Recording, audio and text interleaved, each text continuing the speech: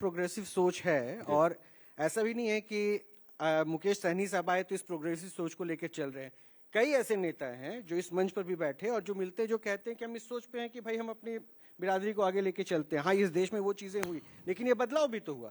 देश का प्रधानमंत्री भी उस मंच से कहता है हम तो दलित पिछड़ों की देखिए, बोलने वाला और करने वाला में दोनों में फर्क होना तो चाहिए। सर 15 साल रिपीट भी तो उसी गवर्नमेंट ने कर आज दिया। बताइए, मोदी जी जीएसटी के नाम पर 55 लाख करोड़ रुपया देश के जनता को चूना लगा दिए और अभी रिवाइज किए हैं। ये देश के प्रधानमंत्री होने के नाते उनको लगा कि हम ज्यादा पैसा ले रहे थे, उन्होंने रिवाइज किया। उनको देश के लोगों से माफी मांगना चाहिए कि हम 7-8 साल लगातार देश के जनता को पैसा लूटते रहे। वो उल्टा इसको ढिंडोरा पीट रहे पूरे देश में कि मैंने ये कर दिया, ये कर दिया। जैसे लगता मोदी जी अपने बैंक बैलेंस खत्म करके और देश के नागरिक को टैक्स में बेनिफिट दे रहा। बताइए, किसी को 28% से बढ़ा के 40% आप टैक्स टैरिफ ला दिए और कुछ 12% से अगर 5% कर दिए, तो इसमें ढिंडोरा क्यों पीट रहे भाई? 5% पहले ही होना चाहिए था। आपने तो गलत किया, गुनेगार हैं आप, जो 5 की जगह 12 आज तक उछल रहे थे। 55 लाख करोड़ रुपया आपने लूटा। आप सबसे पहले वो बताइए कि 55 लाख करोड़ रुपया देश के जनता को कैसे लौटाइएगा? और नहीं लौटाएंगे तो ये 55 लाख करोड़ रुपया कहाँ गया, उसका हिसाब दीजिए देश के जनता को। लेकिन ये दूसरे तरीके से परसेप्शन बनाते हैं। तो मतलब इस बार आपने पूरा मुद्दा तैयार रखा है कि सारे सवालों का जवाब लेना है। जरूर, और हम जनता के साथ खड़े हैं। वैसे एक बात जनता जो युवा है, उनका मन में एक ही सवाल है कि मोदी जी जब आए थे तो हर साल 2 करोड़ युवा को नौकरी देने की बात किए थे। आज कहाँ गया नौकरी? आप बताइए, 11 साल में 22 करोड़ नौकरी होना चाहिए। 22 करोड़ नौकरी छोड़िए, 22 लाख नौकरी इन्होंने नहीं दिया। तो ये सवाल तो जनता करेंगे, और जनता इसलिए किए भी। और 303 से 240 पे ला दिए जनता ने, 238 पे। तो इसलिए, और बिहार में नीतीश कुमार जी के नेतृत्व में बिहार में सरकार। आप बताइए, नीतीश जी मुख्यमंत्री बनने का सबसे बड़ा जो उनका फुलफिल है कैटेगरी, वो पूरा होना चाहिए। एक, आप राज्य के नागरिक होना चाहिए, देश के नागरिक होना चाहिए, और दूसरा, आप स्वस्थ होना चाहिए। अब बताइए, आप नागरिक हैं वहां तो ठीक है, आप स्वस्थ हैं क्या? स्वस्थ नहीं है तो फिर कैसे आप मुख्यमंत्री बनना चाहते हैं भाई? ये आपको कैसे पता चला कि वो अस्वस्थ है? बुला लीजिए, आप अपना इंटरव्यू करके दिखाइए तो हम मान लेंगे। हमारे इंटरव्यू में ना आए तो इसका मतलब थोड़ी नहीं कि अस्वस्थ। अरे आपके इधर नहीं, कहीं और बिहार में तो पिछले 2 महीना 1.5 महीने से आज नहीं, एक दो नहीं, ये दर्जनों। ये अगर उनकी व्यक्तिगत दिक्कतें हैं तो उसको सार्वजनिक मंच पर बोल के फिर ये राजनीति का स्तर फिर कैसा हो जाएगा? तो अस्वस्थ होना भाई, ये गलत नहीं मानता, ये तो हमारे साथ भी हो सकता है। हाँ, जब मेरी उम्र 75 साल का हो गए तो शायद तबीयत हमारा भी खराब हो सकता है। हम भी काम करते करते शायद हो सकता कुछ भूल सकते हैं। तो ये भूलने वाला व्यक्ति को आप मुख्यमंत्री कैसे बना सकते हैं? आप अपने आप को रिजाइन दीजिए, नई पीढ़ी को मौका दीजिए। जब आप स्वस्थ काम नहीं कर सकते, 13 करोड़ जनता के भविष्य आप लिख रहे हैं, 13 करोड़ जनता के लिए काम कर रहे हैं, वहां पे अगर आप स्वस्थ नहीं है तो मैं तो भगवान से भी प्रार्थना करूंगा, उनके लोगों से भी आग्रह करूंगा कि नीतीश जी को स्वस्थ करे। हम तो उनके शुभचिंतक, हम तो उनको अपना अभिभावक मानते हैं। हम मंत्री बने थे, उनके नेतृत्व में मैंने काम किया है, और मैं जब तक जिंदा रहूंगा तब तक नीतीश कुमार जी को आदरणीय मानूंगा, पूजनीय मानूंगा, अभिभावक मानूंगा।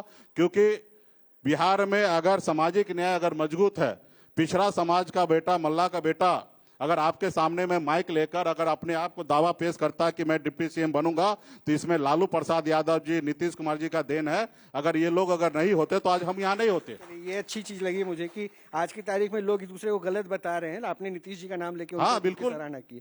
खैर, एक बात और भी मैंने आपको सुना भी है और आपने कई बार इस बात को बोला भी है कि आपके गृह मंत्री अमित शाह से बड़े आत्मीय रिश्ते हैं, ये सही है क्या? नहीं, देखिए, 2015 में 14 में मैं बिहार में आया और 15 से उनसे संबंध बना।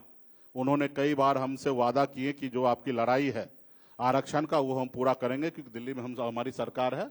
और कई बार हमने उनके पर भरोसा किया, लेकिन कई बार हमारा भरोसा उन्होंने तोड़ा। तो रिश्ते खराब हो गए? रिश्ते खराब तो नहीं कह सकते, लेकिन उन्होंने हमारे भरोसा को उन्होंने तोड़ा है। आ जाइए इधर, तब क्या करेंगे? रिश्ते अगर अच्छे हैं तो? नहीं, रिश्ता अच्छा भी नहीं, हमारे भरोसा को तोड़ा है। अभी देश में प्रधानमंत्री तो खराब है, अच्छा है। देखिए, बहुत बड़े आदमी है, उनसे हम खराब रख के क्या कर लेंगे? तो अच्छे हैं ना वो तो जो उनके साथ खराब करने का थोड़ा सोचते भी है तो ईडी सीबीआई लगा के जेल में भेज देते हैं। मुख्यमंत्री को देखिए, दिल्ली के मुख्यमंत्री को जेल भेज दिए, झारखंड के आदिवासी के बेटा को मुख्यमंत्री को जेल में भेज दिए। हमको भी कभी भी भेज सकते हैं। तो भला उनसे रिश्ता हमको खराब और अच्छा रखने की क्या चीज है? आपको कॉल आ गया इस खेमे में आ जाने के लिए तब? सॉरी, क्या बोले? आपको कॉल आ गया इस खेमे में वापस आ जाने के लिए, तब क्या करेंगे? नहीं, ऐसी बात नहीं है। अभी तो आप डर की बात बता रहे थे कि भाई कुछ भी हो सकता है। देखिए, ये बात सही है कि आज वो ऐसे सोच रखते हैं कि मुकेश सहनी हमारे साथ आ जाए, क्योंकि उनको पता है ये केवट महाराज के संतान है, और केवट महाराज के संतान केवट महाराज के बगैर तो भगवान श्री राम भी पार नहीं लगे थे, और वही नाव हमारे पास है। तो उनको पता है कि मुकेश सहनी अगर हमारे साथ नहीं है तो इस बार एनडीए का और बीजेपी का नाव जो है ना किराना नहीं लगेगा, बीच मझधार में फंस जाएंगे। तो इसलिए वो उम्मीद करते हैं कि एक मल्ला का बेटा अगर हमारे साथ आ जाएंगे और नाव भी इन्हीं के साथ, इस नाव पे चढ़ के हम पार लग जाएंगे। तो वो इच्छा वो रखते हैं, लेकिन वो जो भगवान प्रभु श्री राम जो वादा किए उस वादा को वो पूरा नहीं कर रहे हैं। हमारे केवट महाराज से क्या हुआ था, एग्रीमेंट हुआ था प्रभु राम का, कि प्रभु राम से एग्रीमेंट यही हुआ था कि हम आपको यहाँ पार लगा रहे हैं, वहां आप हमको पार लगा दीजिएगा। आज भारतीय जनता पार्टी राम के नाम पे पूरे देश में राजनीति कर रहे हैं, लेकिन प्रभु राम जी का जो वादा है वही पूरा नहीं कर रहे हैं। आज अगर वो प्रभु राम जी के अगर सच्चे भक्त हैं तो पहले तो उनको अपने प्रभु राम का वादा किया हुआ निभाना चाहिए। मछुआरा मल्ला जाति को रिजर्वेशन आरक्षण दे देना चाहिए, पहले वो देंगे तो फिर हम लोग हो सकता है कि माफ कर देंगे। जो हमारे साथ गलती हुआ, हमारे विधायक को खरीद लिया, हमें सरकार से बाहर कर दिया, तो शायद हो सकता है हम लोग उसको माफ कर सकते हैं। लेकिन जब तक वो हमारे आरक्षण नहीं देंगे, अधिकार नहीं देंगे, तो हम तो उनसे लड़ेंगे। एक बात है मुकेश सहनी साहब, मैं पर्सनली इस बात को बोल रहा हूँ क्योंकि इन दिनों जिन नेताओं से मिलते हैं या फिर उनसे बातचीत करते हैं तो वो कहते हैं ना जाति विचारधारा ये सब हमें मायने नहीं रखते, हम तो विकास और तरक्की की बात करते हैं। और मुझे अप्रिशिएट करना होगा आपको, मैं वाकई आपको अप्रिशिएट करूंगा कि आप खुलकर कहते हैं कि मैं निषाद कम्युनिटी के लिए राजनीति करता हूं। मतलब आपके लिए विकास पीछे हो गया, पहले जाति वर्ग की राजनीति आप करते हैं। देखिए, मेरे लिए विकास भी मायने रखता है, और हम अब जो चीज की लड़ाई लड़ रहे हैं उनके जिंदगी में विकास लाने की बात कर रहे हैं। अगर हमारे समाज को अगर रिजर्वेशन डिप्टी सीएम अगर एक राज्य का बनेंगे, मैं इसलिए पूछ ले रहा हूँ, डिप्टी सीएम अगर सपोज आप कह रहे हैं कि आपकी महागठबंधन की जीत हो गई, आप डिप्टी सीएम चाह रहे हैं, तो डिप्टी सीएम क्या खास एक कम्युनिटी को देखेगा, एक वर्ग को देखेगा, या हर जाति विशेष को देखेगा? नहीं, क्योंकि आप सिर्फ जाति की बात कर रहे हैं, एक जाति की बात कर रहे हैं। देखिए, आपको ये पहले समझना पड़ेगा, मैं एक गरीब परिवार से मैं बिलोंग करता था। 18 साल की उम्र में, जिस उम्र में बच्चों को खेलना कूदना होता था, उस उम्र में घर परिवार छोड़कर मुंबई जैसे शहर चला गया। वहां मात्र 900 रुपये महीने पे, 30 रुपये रोज पर मैं मजदूरी करता था, लेकिन अपने मेहनत के दम पर हमने मुंबई जैसे शहर में कामयाबी का झंडा गाड़ दिया, एक बेहतर जिंदगी जी रहा था। फिर मुझे लगा कि अपने लोगों के लिए जिंदगी जीना है। लोग चांद पे घर बनाने की सोच रहा है, लेकिन हमारे लोग के रहने के लिए घर नहीं है। अब मैंने बॉम्बे के ऐशोआराम जिंदगी को छोड़कर अपने लोगों की जिंदगी को बेहतर बनाने के लिए बिहार में आए, ना ही कि पार्टी चलाने के लिए, ना ही नेता बनने के लिए आए। और ये लड़ाई लड़ते लड़ते 2018 में जाके हमको एहसास हुआ कि हमको पॉलिटिकल पार्टी बनाना चाहिए। अगर ये लड़ाई को अगर जीतना है तो पार्टी के साथ ही लड़ाई जीता जा सकता है। फिर हमने पार्टी बनाया, तो हमारी जिंदगी का एक लक्ष्य है निषाद समाज को आरक्षण दिलाना।